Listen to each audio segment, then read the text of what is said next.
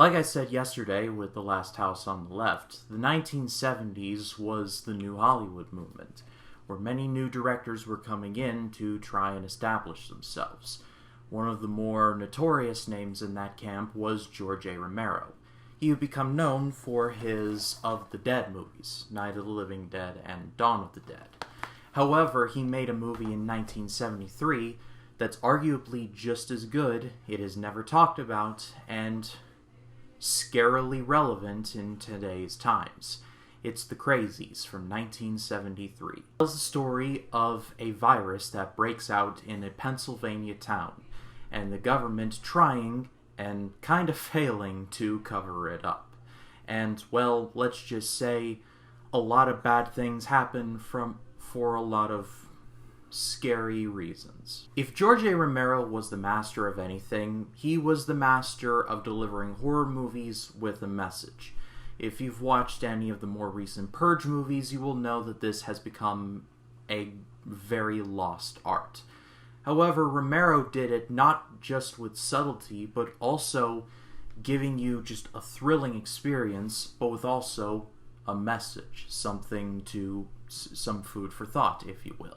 It's often been said that Dawn of the Dead is one long allegory for mall shoppers basically being zombies. This movie was shot on location, both in Evans City, Pennsylvania, which is also the name of the town in the movie, as well as Zelienople, Pennsylvania. If I have any Pennsylvanians watching this, I do apologize for the butchering of that name. However, it shows that Romero was incredibly talented with using a lot with only very little. The budget for this movie was only $275,000, which I'm sure Jason Blum looks at that and be like, you just made only one movie with that? This movie makes up for a lack of budget with really, really solid tension and all too relevant performances, or at least reality-based. There have been movies recently that have been trying to present movies about viruses or something related to a virus for obvious reasons. However, as I was watching The Crazies in preparation for this, I was saying to myself, this is like having the volume turned up to 11, but some of this almost happened, or pretty much happened. I'm not going to turn this into a political video, I just find the whole thing to be completely pointless.